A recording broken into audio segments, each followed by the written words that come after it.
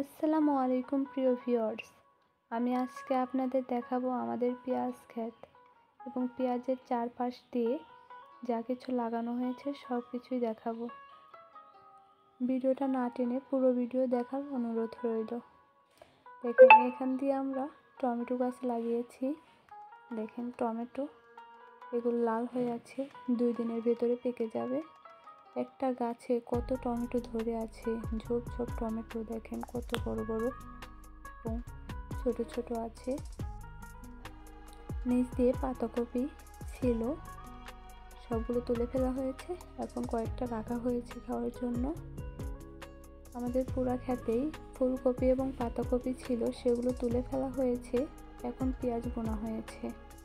আমরা এই পেঁয়াজগুলো পাবনা থেকে নিয়ে এসেছি ফুল পিস। এগুলো কালকে আমরা বনে দিয়েছি।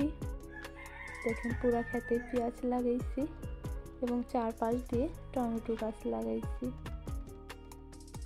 এখান দিয়ে পালঙ্গার বীজ দেওয়া হয়েছে, পালঙ্গা হয় নাই, এখনো হবে।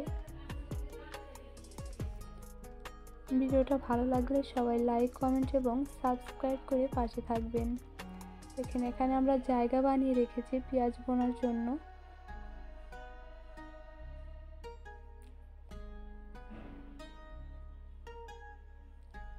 পেঁয়াজ বোনার পরপরই আমরা পানি দিয়েছি। দেখেন এখানে ড্রেন করে রেখেছি যেন পেঁয়াজ খেতে যেন পানি বেজে না থাকে, পানিগুলো যেন বের হয়ে যায়, এর জন্য ড্রেন কাটা হয়েছে।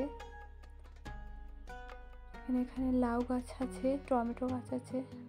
দেখেন টমেটোটা পেকে আছে, কত সুন্দর লাল হয়ে আছে। আরও একদিন থাকলে কালকের ভেতরে পেকে যেত। দেখেন এখানে লাউ ধরেছে কতগুলো।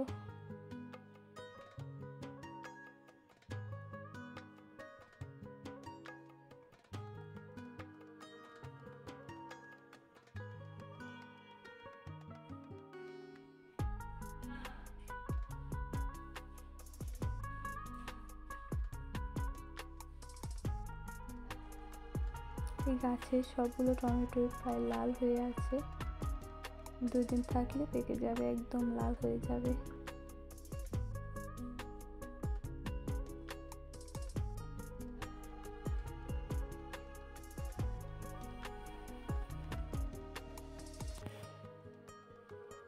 ভিডিওটা কেমন হয়েছে কমেন্ট করে জানাবেন সবাই। আর এই রকম গ্রামের ভিডিও দেখতে আপনাদের কেমন লাগে আর কোন ধরনের ভিডিও চান আমার কমেন্টে বলবেন।